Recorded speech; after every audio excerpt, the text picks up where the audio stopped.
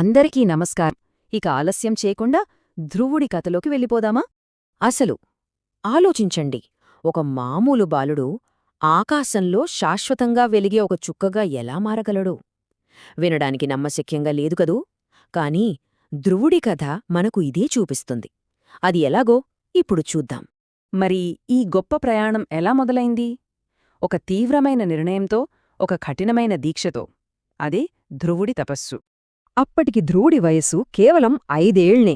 తన తండ్రి రాజ్యంలోనే ఒక పెద్ద అవమానం జరిగిందన్నమాట. ఆ చిన్న మనసు ఎంతలా గాయపడి ఉంటుందో కదా. కాని అతను అక్కడే ఆగిపోలేదు. ఆ బాధనే పట్టుదలగా మార్చుకున్నాడు. వెంటనే అడవులకు వెళ్ళిపోయి ఘోరమైన తపస్సు మొదలుపెట్టాడు. ఇక్కడ్నుంచే ధ్రువుడి కథలో అసలైన అద్భుతం మొదలవుతుంది.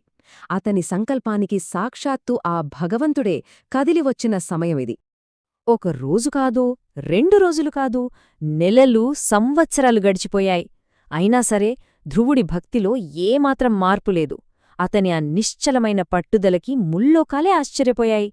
చివరికి ఆ చిన్నారి నిష్కల్మషమైన దీక్షను చూసి సాక్షాత్తు శ్రీ మహావిష్ణువే అతని ముందు ప్రత్యక్షమయ్యాడు. ఒక్కసారిగా తాను ఎవరికోసమైతే ఇన్నాళ్లు తపస్సు చేస్తున్నాడో ఆ దేవుడిని కళ్ళారా చూసేసరికి ధ్రువుడికి ఆనందంతో మాటలు రాలేదు. సంతోషంతో ఉక్కిరిబిక్కిరైపోయాడు. ఏం మాట్లాడాలో, ఏం అడగాలో కూడా తెలియని పరిస్థితి.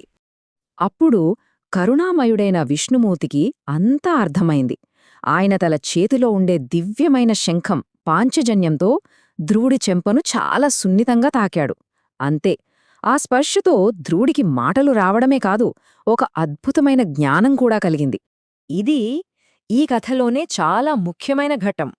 అసలు వరం కోరుకోమంటే ఆ భగవంతుడిని ధ్రువుడు ఏమడిగాడో అదే కదా అసలైన విషయం.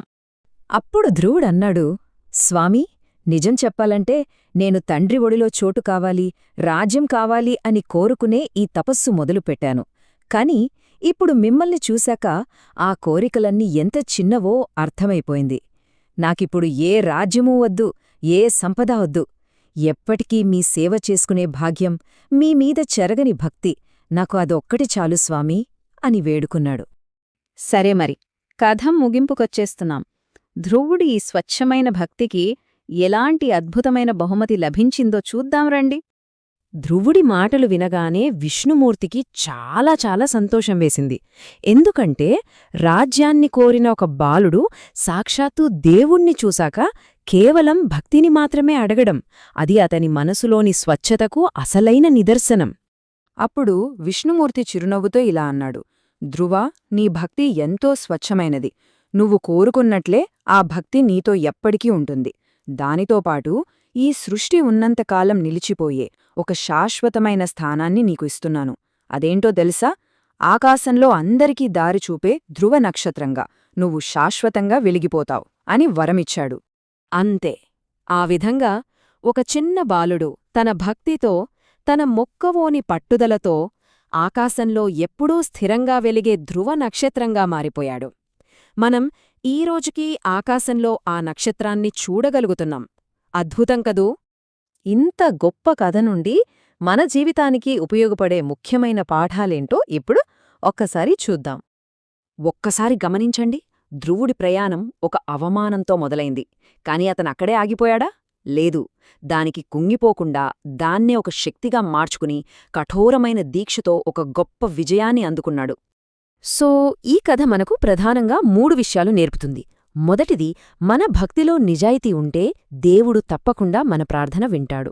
ఇక రెండవది, డబ్బు, అధికారం లాంటివి ఈరోజుంటాయి, రేపుపోతాయి. వాటిని వదిలేసినప్పుడే అసలైన శాంతి, ఆనందం మనకు దొరుకుతాయి.